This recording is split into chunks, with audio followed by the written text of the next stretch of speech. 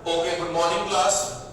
Today we are going to cover one case of a motion of an inclined bodies. That means when a inclined plane is there and two bodies are located on it and they are allowed to slide because the inclined plane is at some angle.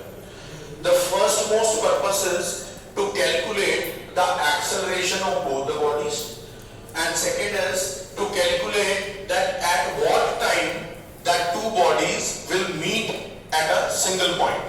Okay, let us understand what the question is saying through the numerical values. It is the two bodies W1 and W2. The horizontal, the value of W1 is not given to us, that is in the newtons, and W2 is the value of, say, the second body, numeric value is not given to us. So we will resolve these two values W1 and W2 into two components, that is in the vertical component W1 sine of 20 degree and W1 cos of 20 degree. So our first most purpose is to calculate the acceleration of the first body. So what we will do to calculate the acceleration, we will use the Newton second law, that is force is equal to mass into acceleration. We know the weight of the body is given to us, the weight of the body is W newtons, the mass will be equal to W divided by G. So what we take, net force is equal to mass into acceleration W1 into G. So now our purpose is to calculate the net force. A body which is moving in the downward direction must be having some frictional force which is acting in the upward direction. So W1 sine 20 degree, the body is moving with this force in the downward direction, and mu into R1, that is mu is the coefficient of friction and R1 is the force of the horizontal component which is aligned to pull back the body in the backward direction. So we calculate the net force as W1 sine of 20 degree minus mu into R1, that is W1 cos of 20 degree. So we calculate the net force out of this in the terms of W1. We put this value into the force into is equal to mass into acceleration. We know the value of mass, that is W1 into G. We know the value of net force. So acceleration can be easily calculated. In this case, now for the second body, what is happening? Similarly, the body is moving downward, that is W2 into sine of 20 degree minus mu into R2. Mu into R2. What is the value of R2? That is W2 into cos of 20 degree. So we calculate this. W into sine of 20 degree minus mu2 into cos of 20 degree. Here W2 will be also be there.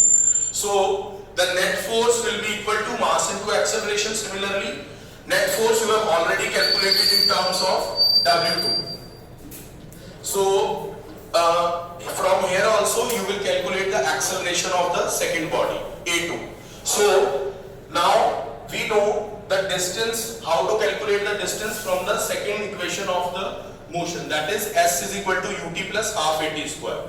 In this case, initially the bodies are stationary, so u will be 0.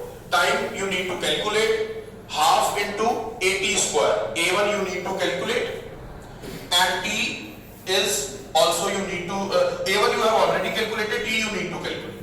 Okay, so you will make one equation in terms of t for S1. Similarly, A2 you have calculated, you will put the value over here. This will be 0 because initially the body, second body is at 0 meter per second, stationary body. Half A2 is given to you, 2.89. You will calculate the second value also for equation for the t. Now there is one equation given to you, that is two bodies are at 10 meters apart. That means, and you need to calculate when these two bodies will meet together. So that means S2 will be equal to S1 plus 10. S2 is equal to S1 plus 10. So you have already calculated S1 in terms of t, S2 in terms of t. You will put the value over here and you will get the value of t as, how much is the answer for the time?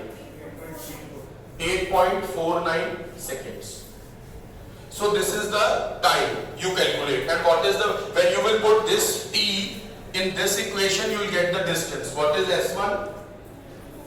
94.47 meters. And similarly, this t in this equation to calculate the ST, that is 104.89 meters. So this is the equation of the inclined bodies moving downward direction, and you need to calculate at what time they will meet together, and what is their acceleration, and what is the distance, that is what is the distance S1 and S2 that the body will travel to meet at one point, that is after 8.49 seconds. So this is the case which is done. Any doubts in this case? Thank you.